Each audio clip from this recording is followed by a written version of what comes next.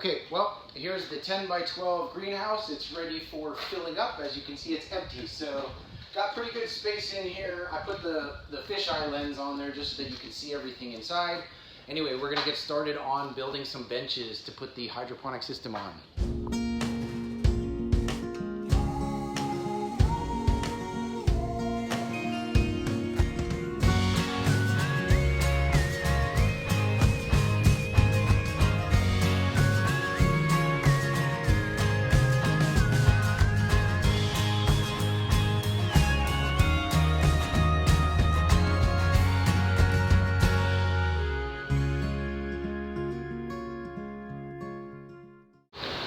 Okay, so we don't have anything screwed together, anything done. Just got a couple pieces of wood down, and we're gonna do a quick run, see how it looks, and let's do it. Okay, so as you can see, got 11 buckets. They're all sitting good. I don't think that they're too crowded. I think that, there's enough workspace on either side. Pretty much the back side is just going to be used for any kind of plumbing if we decide. The front side is also going to be used for plumbing. And then we just need to make sure to cover this pressure treated wood because I don't want any plants that are touching pressure treated wood. So we're going to cover that with a little polyurethane, and I think we're good to go. This can handle quite a bit of weight. So I think we'll be good with all the water and all the situation.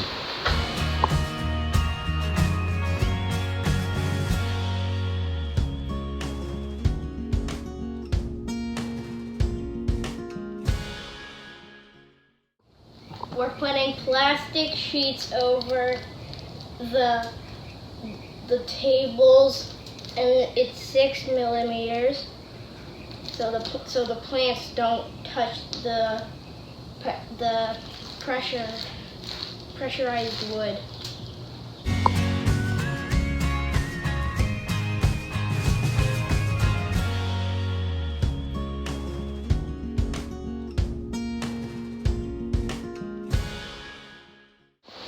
Just in case it goes too fast in time lapse, anyway, we're just using a couple of these Simpson ties just to keep the two boards together.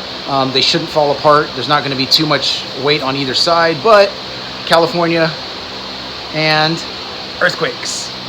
Just in case we get some tremors, these will stop them from at least falling on the floor.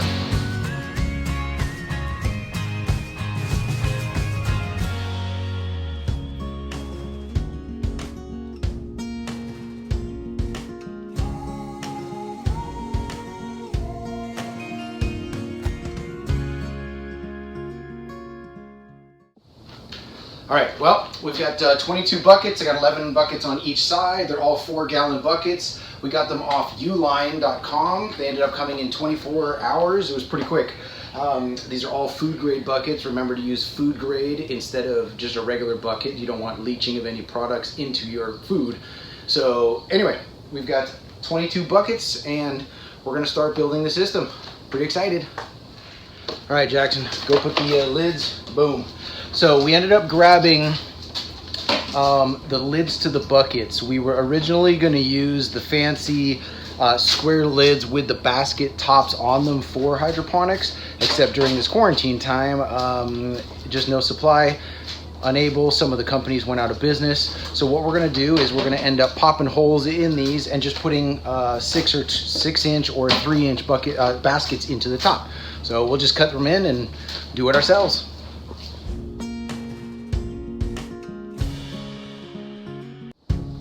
All right, we talked about starting with the Dutch buckets. So in order to make a Dutch bucket, got your bucket, food grade, not gonna leach any chemicals into it, whatever size you choose. I went with a 4-gallon, ordered them off Uline like we talked about. Since I couldn't get the custom tops which come with a basket because of the quarantine process right now, I ended up ordering 6-inch baskets off of Amazon. I don't know, they're maybe about $1 a piece, $2 a piece. And then I'm just gonna go ahead and stencil a ring. Now to stencil the ring, you don't want to stencil the ring the same size as the pot because the pot will drop through. So there is a lip on the pot.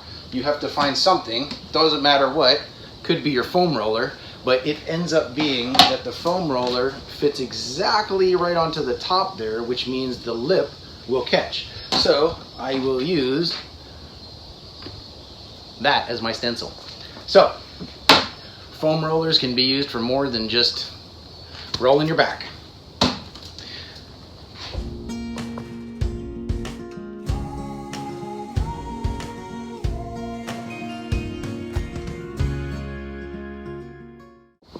All right, the next thing I'm going to do is I'm going to use the drill.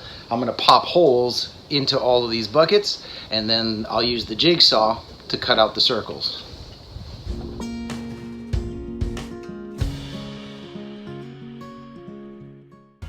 Okay, so we had a bucket, got the lid, got the pots, made a circle or stencil, then we popped in a pilot hole with a drill. Then we used the jigsaw to cut out the top, and now it fits nice and flush, and we're ready to figure out our water level, and then we'll finish up all the tops, we'll finish up our water levels, and then we will begin the PVC process.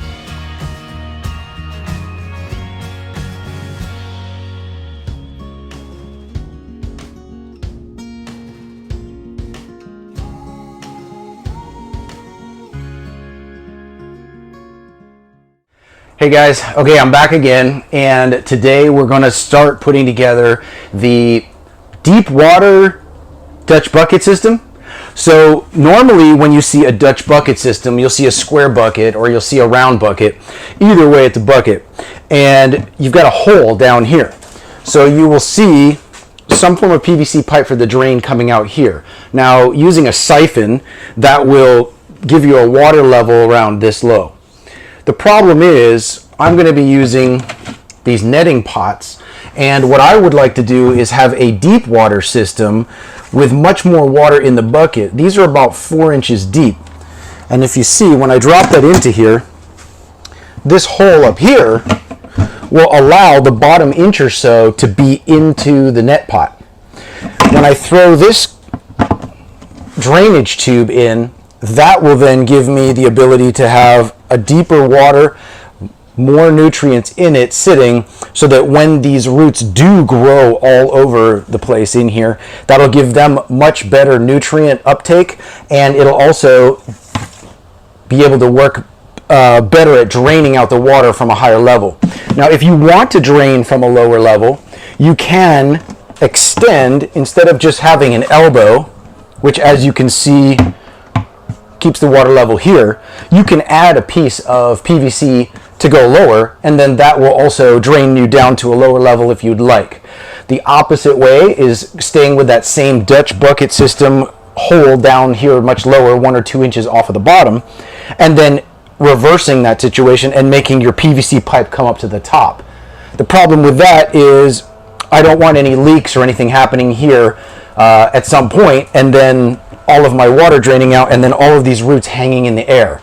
So I'm going to attempt to use the net pot system and not use any guards or netting. I may decide to put a cover over the outtake here, but I'm not going to have a big netting sitting inside there. I want the roots to be free and to be able to be wherever they want to be in that solution. So let's get started. All right, so sizing out the pipe is also an issue. So I'm going to have a drain outtake that comes along the edge of this table here. So I would like my buckets to be in the center of the table, and that'll give me about 5 inches to come out and then down. And it'll also give me about I think it's about 8 inches down to the bottom here. So what I've done was I took 1/2 inch Schedule 40 PVC, made my 5 inch, and then I gave myself a 10 inch piece here. And what I did was I just stuck a 5/8 inch grommet around the end, and then I'll go ahead and pop that through this hole, and it's going to take a little bit of force to get them through, and that will allow the water to come out, siphon down into the drain. So let's get that going. Just really quickly, also some tools that you'll need. You'll need some way of cutting the PVC pipe. I just grabbed one of these Husky PVC pipe cutters. I think it was $8 at Home Depot. I've got a 1 inch drill bit,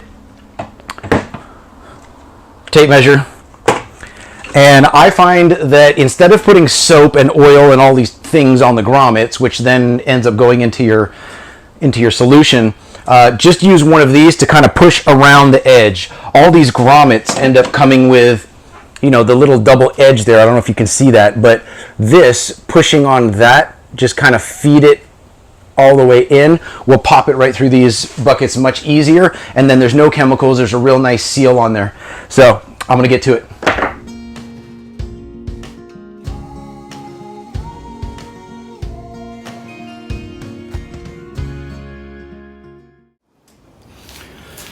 Okay, so I guess there are some people like me who haven't cut very much PVC.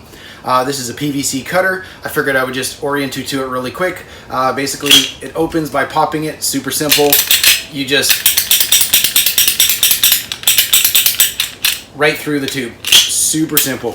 I know there's saws and there's electrical stuff, but just if you're just doing a few little things, it's really nice and handy to have one of these things.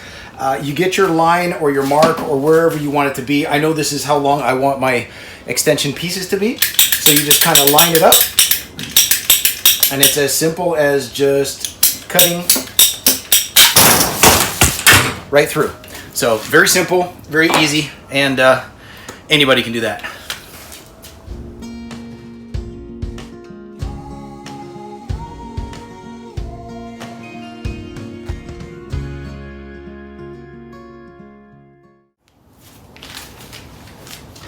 Okay, the next part that we have to do is we have to get the drainage pipe, okay, which is going to go all the way along here, connected to the table. So before I mark out all of the spots, I'm actually going to fix it to the table, and then I'm going to mark the spots. That way I know exactly where they're going to be. So I'm going to use 2-inch galvanized tube straps, and that'll hold it right on.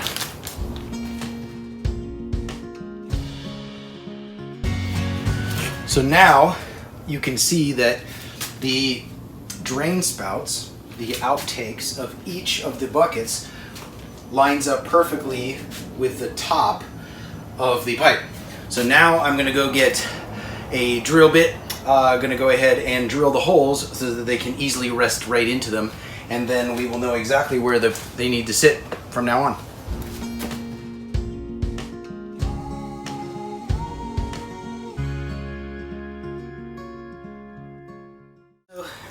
Now that we've got them drilled, I used a wood drill bit, as you noticed. There are pipe fitting drill bits, but basically I made the drill bit, made the holes, it's all good. I'm gonna just use a Dremel tool just to clean up the edges. You can use a file, sandpaper, scratch it on a rock, whatever you want, but I'm just gonna use a Dremel tool, clean up the edges, and then we should be good to go.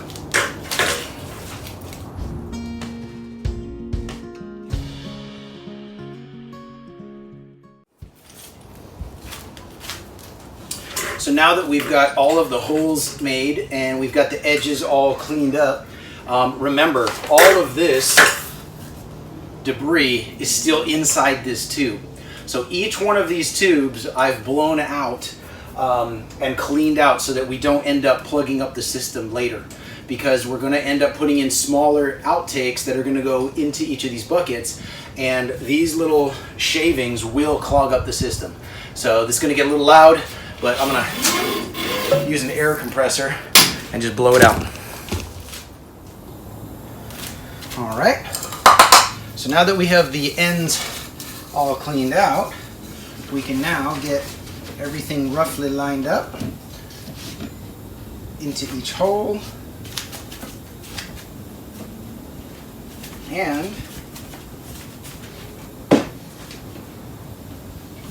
should be pretty well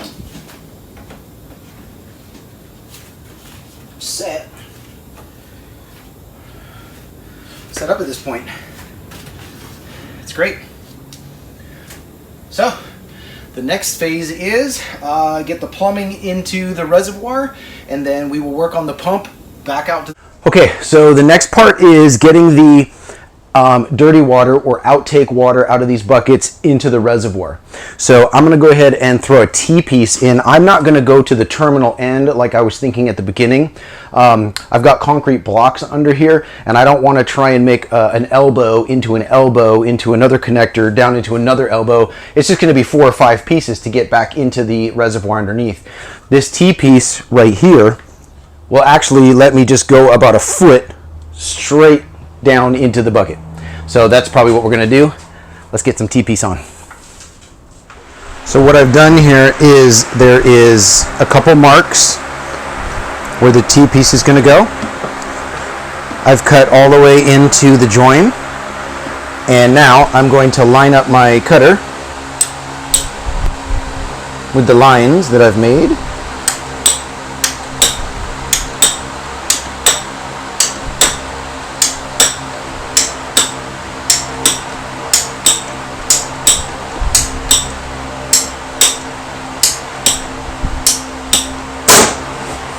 There's one.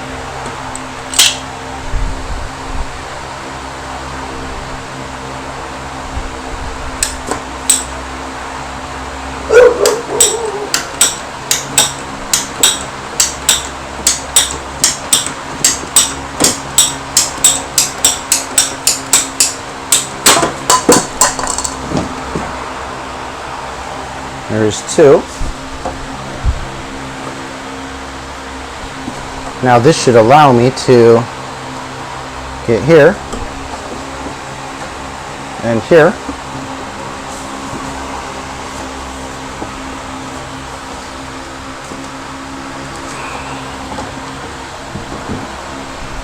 And fasten together. There's your T-piece. And don't forget to put on the end cap.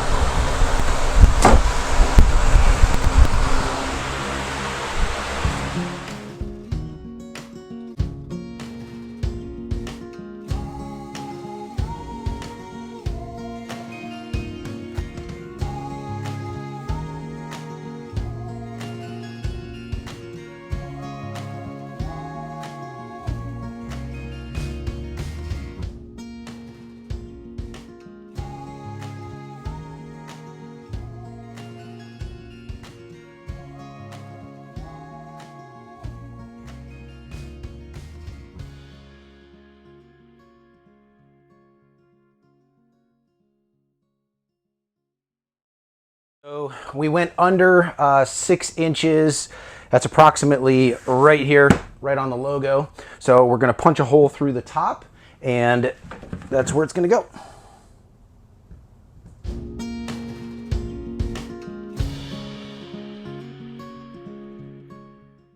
The return water or dirty water coming back into this hole here, we're going to pop another hole in, and that will give us the space to run the line from the pump and also the cable or the electrical cord out.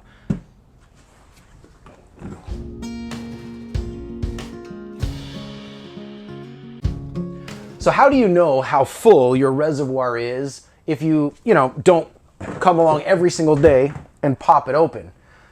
Also, the problem is with our system is there's not very much clearance under there, because I wanted to have a nice large cooler under there for my reservoir, and as you can see, you can't see through it. So what we're going to do is we're going to put in a little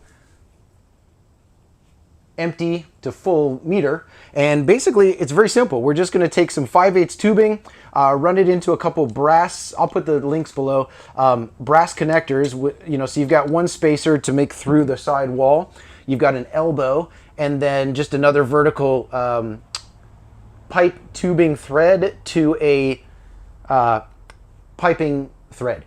So anyway, that's going to end up going right through here, if you can see. And as the water goes down in the reservoir, then the water will also go down. The meter will go down here. So then we'll be able to just take quick looks and know where our water meter is, where our water level is, and it'll just make it easier for us. Just ran into a little bit of lady luck.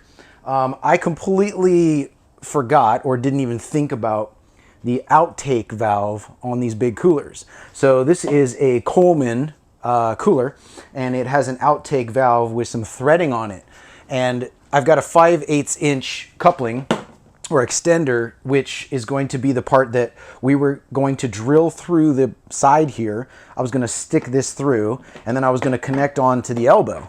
Well, I just put this inside just to see what would happen, and it really snugs down, and when I torque on it, it twists right into there, and it's going to work perfectly. So This, with a little bit of caulking inside there, is going to save me drilling through the side piece, the side wall. So at a later date, you know, that's going to prevent more leakage. So pretty cool. This is basically what we're going to do. This is the outtake. It's going to be coming right back in here like this.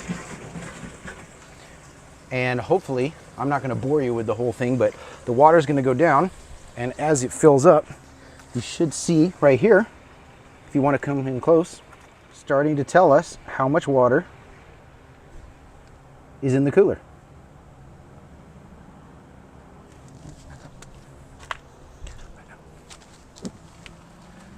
All right, so that's a super fast, easy way of getting to know how much is inside this thing without having to rip it out all the time and drive yourself nuts.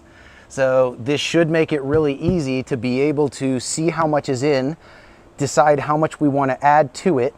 Also, we'll be able to get a sample. If you want to just turn this down here, put a sample in your cup, and then you'll be able to check out your pH and all of your nutrient levels. And then, you know, we can just go ahead and refill, no problem. What we have now is we want to make the irrigation line feed into each bucket. So what I've decided to do was, originally I wanted to hang it along the top, maybe behind, but if you're actually working with something all the time, and there's tomatoes, and that's going to be a pain in the butt. So what I think is the best is to keep everything right here, table level. That way you can just handle it and work with it. And I think that'll be better for me. So what we're going to do is, on each end is going to be exactly the same. There's going to be a elbow, which is going to pop into each end. Okay. So each of those ends are going to have an elbow, which is going to give us the opportunity to run down, out, around, or later in the future do other things with it. On this end down here, I have a end cap on the elbow. So this elbow, these are Rainbird elbows and you know, irrigation pieces. This is a Rainbird cap. So you just pop the cap into the end there, and that's the end of the line.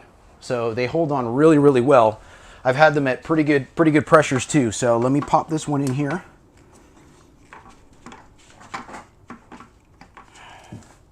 Then I will pop the cap in. Okay.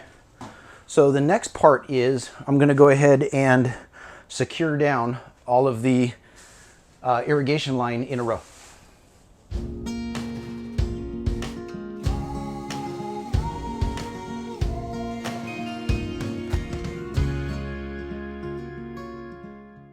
Okay, so trying to get the system to be easy for you on a day-to-day basis, or easy for me on a day-to-day basis, is you've got a big reservoir down here and you can't see through it, but we figured out the see-through part with the gauge to tell us how much is in there.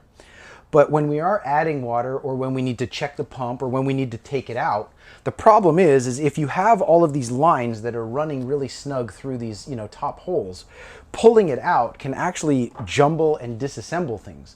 So what I've done was, I decided that we're going to put an elbow on the end here, another elbow just to keep it clean, and then we're going to run along from that elbow, okay, into this is a PVC adapter, compression adapter. So it goes from 0.70 tubing into a 1/2 inch coupling. And then what you do is you run another piece of your 1/2 inch PVC into that, like so. Okay. And then you're able to shove it into this quick disconnect, so that when you do the same thing on the other side, and you run in another, let's shove in another piece here while we're at it. Okay. There we go. So now what's going to happen is when it's time for us to do any maintenance or do whatever we want to do, you can just simply undo it. And then you can pull out what needs to be pulled out. You don't have to disrupt the whole system. So these are really, really interesting. I probably spent about $5, but when it comes to disconnecting things and messing up the ends, and sometimes these these lines, even though, you know, everybody says that they don't leak. Sometimes they leak. And the more that you manipulate them, it's just the same with everything else. You know, if it's a washer, if it's a gasket, if it's plastic, if it's rubber, after a while, manipulating things and wiggling and torquing on things, it does cause them to break down. So the less that you mess with it, the better it'll be. Anyway, this is what it's going to look like. I'm going to go ahead and stick this end on here as well. This elbow connector. It's kind of short, so you got to shove it in there kind of tight. Let me see if I can push it on the ground. And then I'm going to connect this one onto here to give us that 90-degree elbow that we were talking about. Okay. And then our quick disconnect will come under. Move the plastic out of the way. And I'm going to shove this one together. Okay. So now this whole assembly is under here very clean, out of the way. And when it's time to run this into the tank, all we have to do is do a disconnect of the valve, of the union. It's called a PVC Union. So there we go. So we've got our outtake, we've got our intake. Now I'm going to pop some holes along the lines into each bucket so that we can start running the fluid through the system. Okay, so real quick, I just wanted to go over, this is what I chose to use this time, just because it was real cheap on Amazon. If I can find the link, I'll throw it down there. It's just Vivo Sun submersible pump, puts out about 800 gallons per hour. I'm gonna be running 11 buckets on this side, and then simultaneously I'll be running also on the other side the same system. So for redundancy, I just went with 800.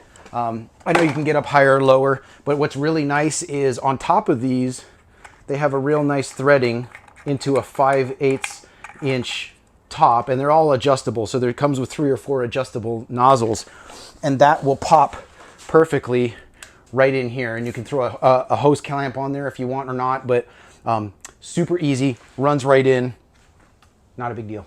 The next part, or the final part actually, to getting the tubing set is, here's our pump inside the reservoir, okay? So it's going to be sitting there. Like we said, we just connected on to the irrigation tubing. And because I'm trying to run a straight line, you don't have to put in all these connections and cables if you don't, and connectors if you don't want to, but I really like the ability to run them straight, and it's kind of nice to have everything really easy accessible and easy to disconnect instead of having things loop. Because what'll happen is if you just run the line or the irrigation hose straight down in without putting any connectors in, what's going to happen is it'll run down into this reservoir or into your reservoir, and basically the line is going to have enough tension on it to keep your pump all over the place. So your pump is going to go all over the place. I know that you can put little suction cups that come with these things, but the suction cup is not going to hold the tension of one of these lines pulling on it constantly. And then you'll have more water in your reservoir underneath your pump, and then you can also, suck up other things that you don't want to be sucking up. You want it to be nice and flat the way that the pump was designed. So that's what we'll do, is get this through here. Also, your power cable needs to be coming out and easily accessible. And take an elbow, shove the elbow right down on there, and that gives you a nice flat pump on the inside, easily accessible. And again, just to remind you, we put the disconnect on here, so if you want to do a quick disconnect to pull this in and out, you can do that just like this to pull it free, instead of moving this while this is all under here and finally locked down. That will probably be the best, quickest, and also best looking system to keep it just clean for you. Real simple. This is just a little popper tool. It'll pop the holes into the irrigation lines. So we're gonna pop one for each bucket. Something I like to do is I like to be able to work with one bucket at a time, or I like to be able to shut off certain buckets. Say I want to clean this bucket and I want everything to keep going. I don't want to have to shut off the system or pinch the line. What I do is I take one of these little shut off valves, and each bucket has its own valve. So everything can be independent in the system, and that way you will be able to clean, change, stop, or run the ones that you want. So this is 1/4 inch tubing, which has a 1/4 inch shut-off valve, which can poke right into the 1/2 inch irrigation tubing. And we'll pop them all in and see how it goes.